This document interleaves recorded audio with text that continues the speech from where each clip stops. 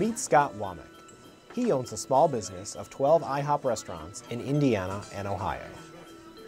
I grew up, very low income. My first job was as a busboy. I worked in a lot of restaurants. It's something you can literally start with nothing, like I did, and end up owning one restaurant and then more restaurants. I mean, that's the typical American dream.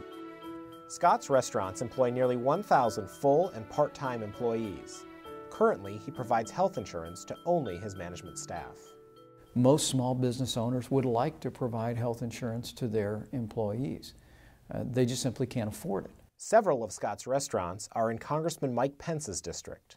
But piling government mandates and taxes that actually result in premiums going up, or businesses facing a tax increase, is exactly the opposite direction to getting more Americans to have the kind of health insurance coverage that we all would hope that people would have. Congressman Pence is referring to the health care reform law commonly known as Obamacare, which includes an employer mandate provision that has Scott speaking out as well. Well, the health care reform bill that passed is going to require that we provide health insurance to every full-time employee. I really believe you can't put a mandate on business like this unless you know that an industry can actually pay for it. And without a doubt, this industry cannot pay what is required here, not even the penalties. Our average revenue per employee is $58,000. Our typical profit per employee is $3,000.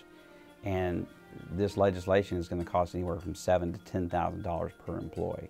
If this is the bottom line facing small businesses, how will Washington respond? We have a majority in Congress that's now voted several times to repeal and defund Obamacare.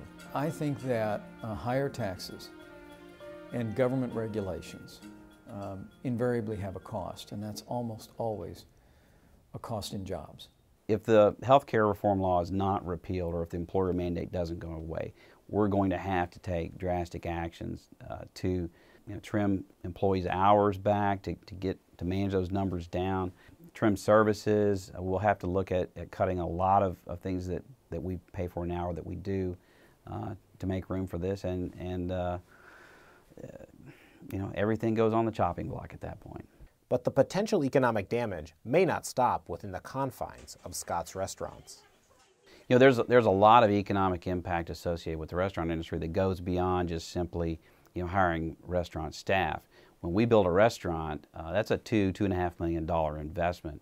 Well, before this, we planned to build 13 to 14 more restaurants in the state of Ohio. You have to fund your development through your profits, and if you have no profits, you're not building restaurants. And the other problem, quite frankly, is what investor is going to put money into the restaurant business? What bank is going to extend credit to the restaurant business if you're not making money?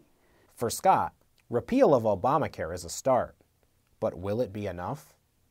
The real answer for working Americans and small business owners that simply can't afford health insurance today is to lower the cost of health insurance. And Republicans believe the way to do that is to allow small business owners to pool their resources on a nationwide basis the way large corporations can. Association health plans allow individuals to buy health insurance across state lines. If we create a dynamic national marketplace for health insurance, we'll see the cost come down. What's gotten me so passionate about this is that not just me and not just my friends, but our entire industry is being threatened now by this bill. Why be in this business, at the scale that we are, and take this kind of risk if you're not going to make a profit, or if you're going to be on the edge, constantly worrying about whether you're going to keep the doors open or not? It's pointless.